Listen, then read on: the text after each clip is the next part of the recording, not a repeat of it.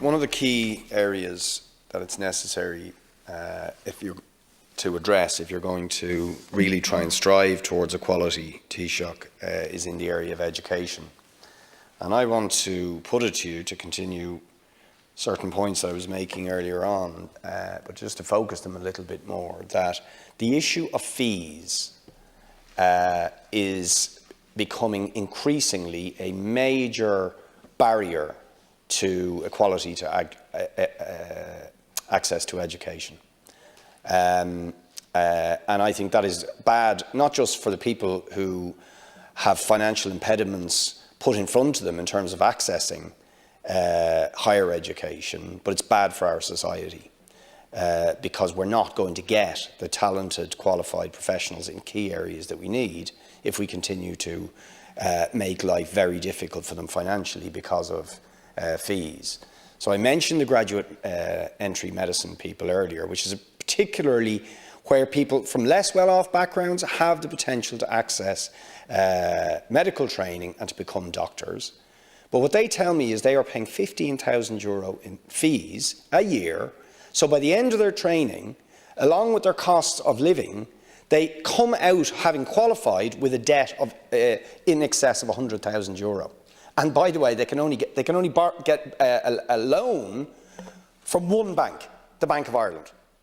Only one bank. The rest of them won't even lend them the money to do it. Now, that's crazy when we need doctors. But equally, the student nurses and midwives that we've talked about quite a few times, as well as not getting paid for working during their placements, are also having to pay for the privilege of being exploited by paying €3,000 in fees or €7,000 if they've previously done a degree.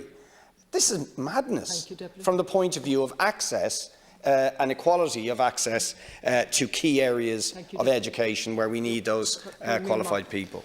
In terms of Deputy Boyd Barrett, on the education issue and fees generally, I take a point in terms of postgraduate, but that was a specific route that was created some years back, quite a number of years, over a decade ago, which at the time was considered to be radical in itself, to create new entry routes into medicine, which had been fairly difficult to access, but it has that additional cost element to it. I'll ask the Minister of Higher Education to review that, but one of the biggest issues at third level is overall is access to finance. The Castle's report has been reported. We have frozen fee levels now at the current level, at the undergraduate level, for quite some time.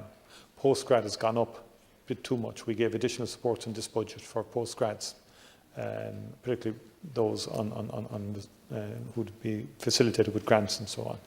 And it would be my objective that maybe the better way to deal with these areas is to give greater supports to students via income thresholds. Those who need it the most should get greater supports going through college, as opposed to, for example, an abolition of fee structures in that.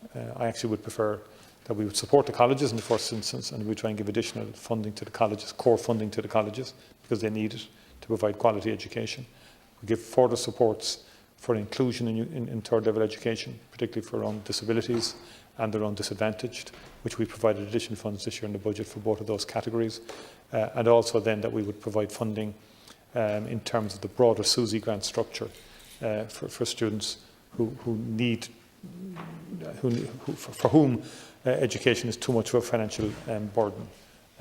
That said, participation rates in Irish third level education is probably the highest in Europe over the last 20 years, particularly from the late 90s onwards, and I would have been involved in it myself as a Minister of Education. We dramatically expanded third level and we created far more places as a result. We now need to continue to resource it into the future, because for me it's the key to the economic development of the country.